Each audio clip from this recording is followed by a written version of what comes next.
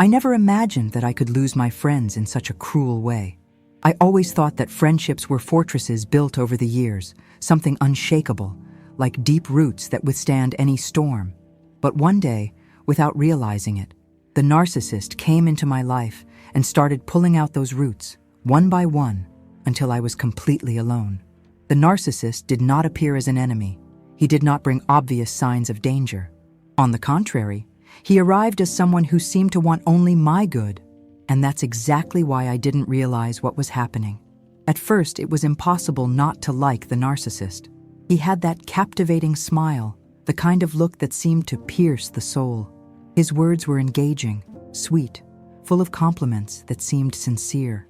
I said things that no one had ever told me, as if I had the key to access parts of me that I didn't even know. "You're special," the narcissist said.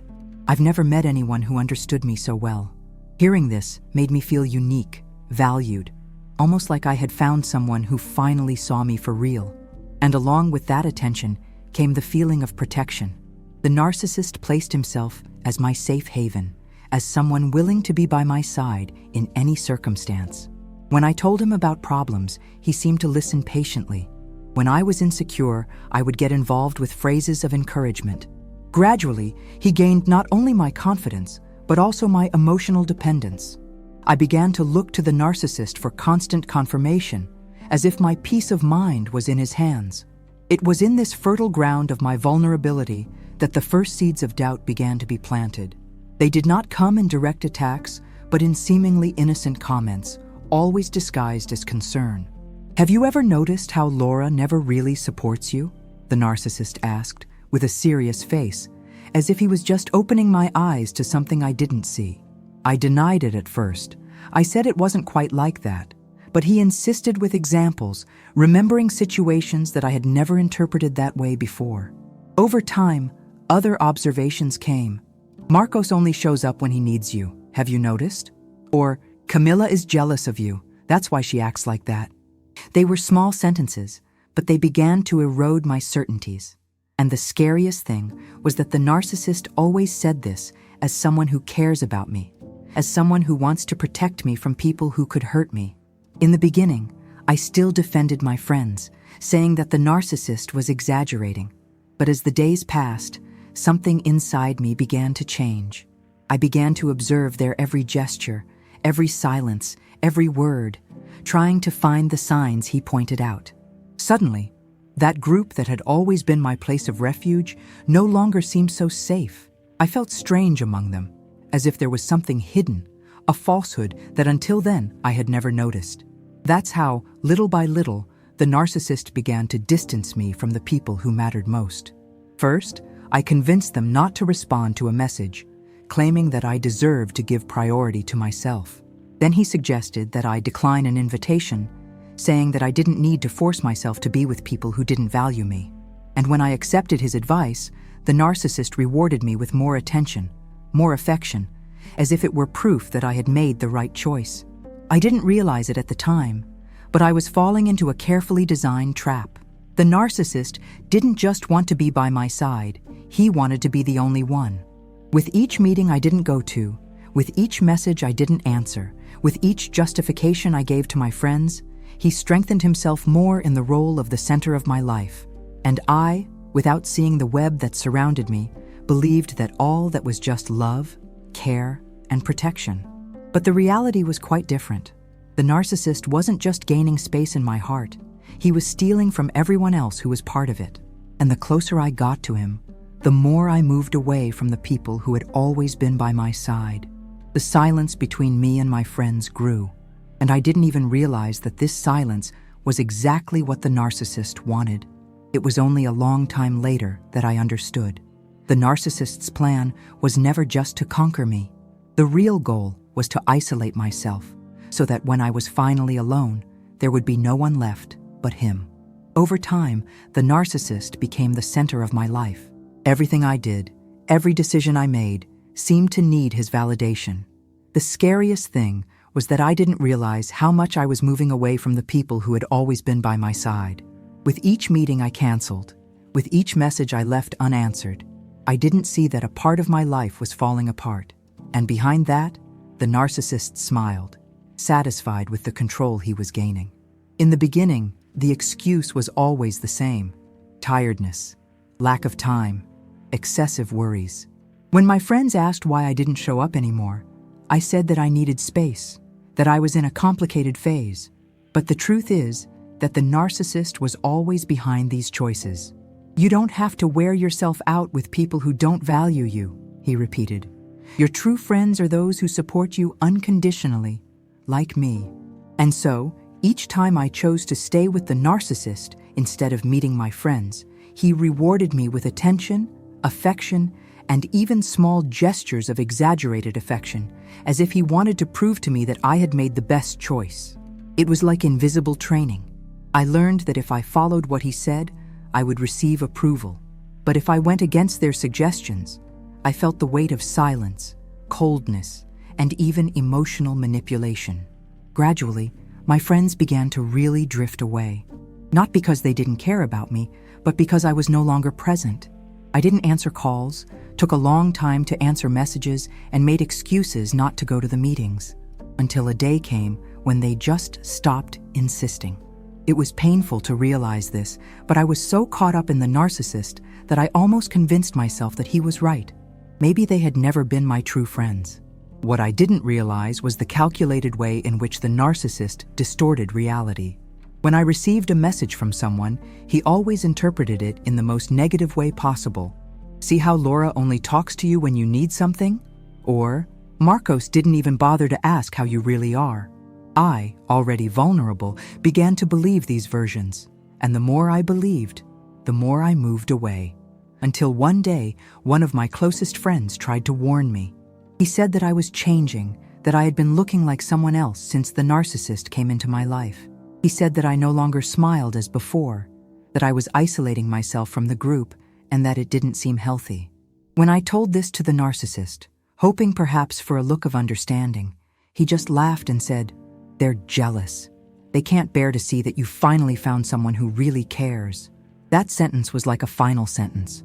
Instead of opening myself up to listening to my friends, I closed myself off even more. I clung to the narcissist as if he were the only real person next to me, as I watched, without clearly noticing it, everyone else walking away. Loneliness did not come suddenly. It came like a slow tide, which invades little by little until it covers the entire ground. I only realized it when I was already completely submerged. My weekends, which were once filled with laughter, meetings, and endless conversations, have become empty. The only constant presence was that of the narcissist, who prided himself on being my only safe haven. And it was in this isolation that I began to feel the real prison. Because even surrounded by the constant presence of the narcissist, I felt alone. It was a strange emptiness, difficult to explain. I had someone by my side all the time, but at the same time, I felt like I had lost everything. I lost my friends. I lost my references. I lost the confidence that sustained me. The narcissist used this emptiness to his advantage. When I was sad about the distance from my friends, he would say, "I told you so. They never really were. Now at least, you have me, and that's enough." That sentence, said with that tone of absolute certainty, made me believe that maybe he was right. I tried to convince myself that I didn't need anyone else, but inside me, something screamed that there was something deeply wrong. It was at that moment that I realized how much the narcissist had already transformed me. I was no longer the person who trusted others, who believed in the value of friendships. I was someone who lived suspiciously, isolated, trapped in a reality shaped by his words. And the deeper I sank into this world, the harder it seemed to find a way out. With each passing day, it became clearer. The narcissist hadn't just pushed me away from my friends, he had stolen the part of me that believed in people's genuine love. He had taken something far more precious than friendships. He had taken my trust. And the worst thing is that, at that time, I still didn't have the strength to see the size of this loss. The emptiness that the narcissist left around me began to become unbearable.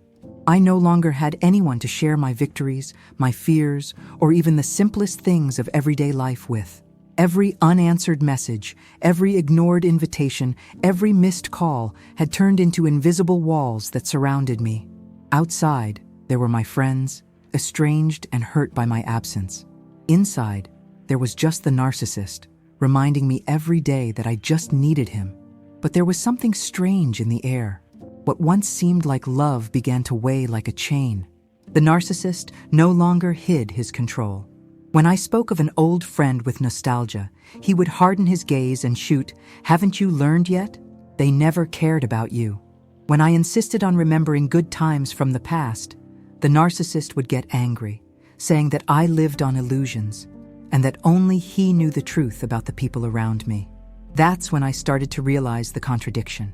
If the narcissist really wanted the best for me, why did I feel worse and worse? If he really loved me, why was I lonelier than ever? These questions began to hammer my mind, but I didn't have the courage to verbalize them. It was as if there was an internal censorship created by his very presence. Time passed, and the feeling of imprisonment grew. I couldn't sleep properly anymore.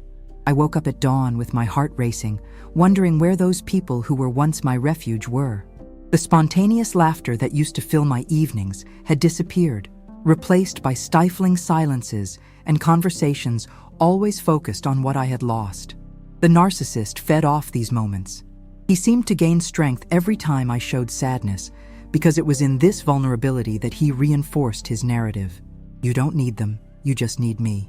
There came a point when I began to doubt myself.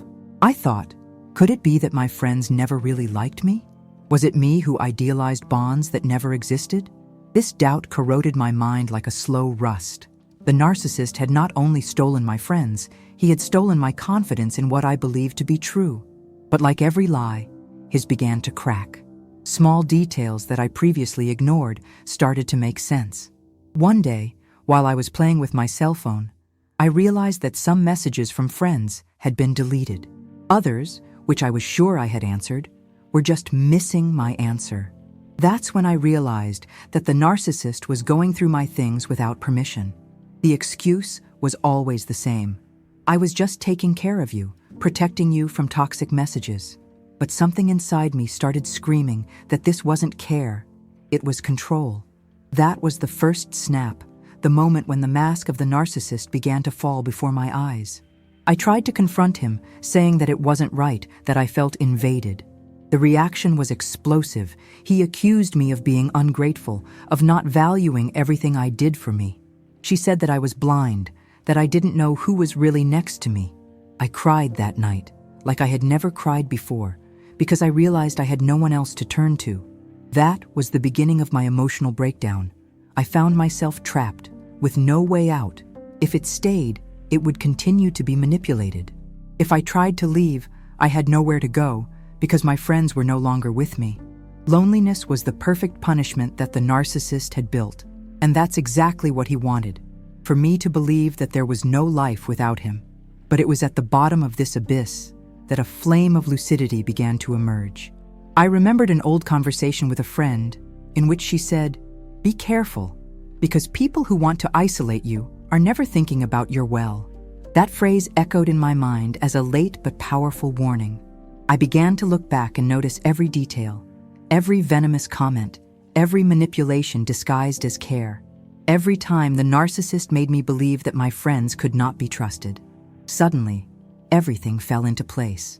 I understood that I had not lost my friends through their fault, nor because of my conscious choice. I had been led to believe a carefully constructed lie. The narcissist had stolen not only my friendships, but my perception of reality. This discovery was painful, but also liberating. For the first time in a long time, I was able to see the truth behind the mask. I was in pieces, yes, but at least I knew I wasn't crazy. I knew that what I felt made sense, and that the emptiness I carried was not the result of false friendships, but of cruel manipulations. And it was at that moment that a question began to burn inside me. How to get out of this prison that the narcissist built. After discovering the truth behind the narcissist's attitudes, something inside me began to change.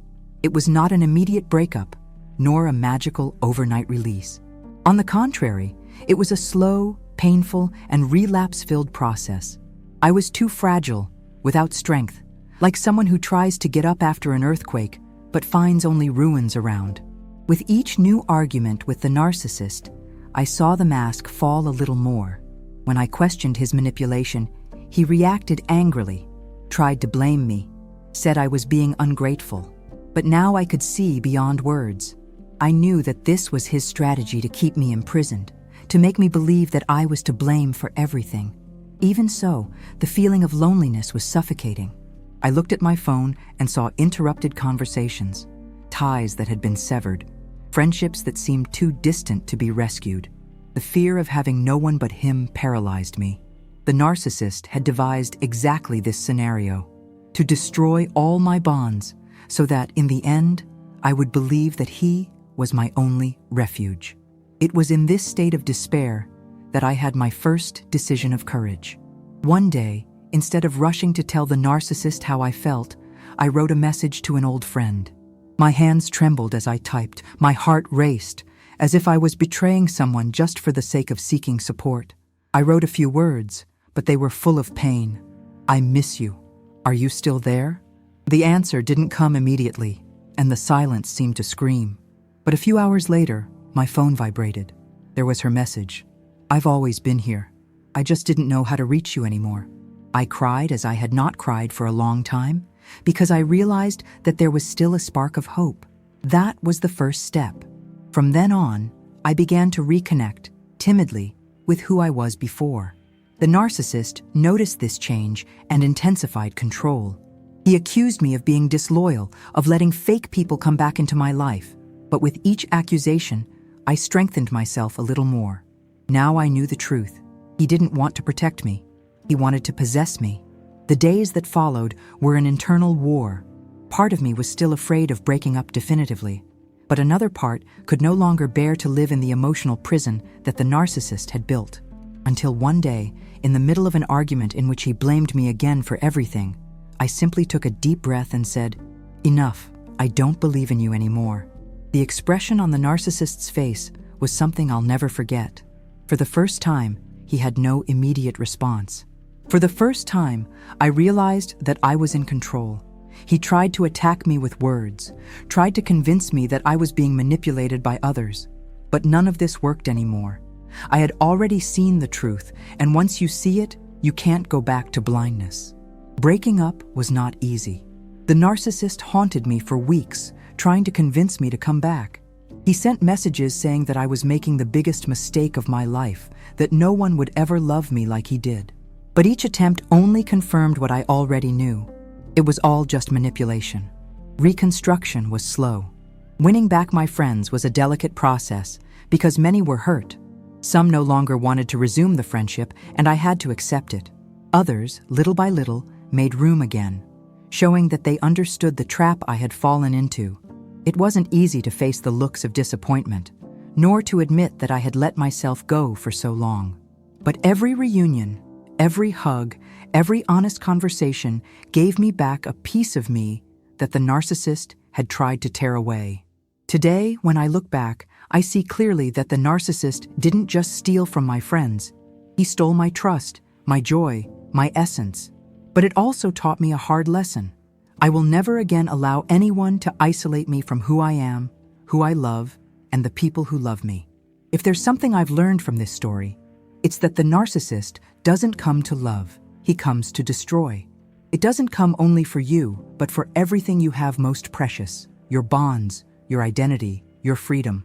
And if I could leave a message for those who listen to my story, it would be this: be wary of those who try to separate you from the people you love. True love never isolates, never imprisons, never steals.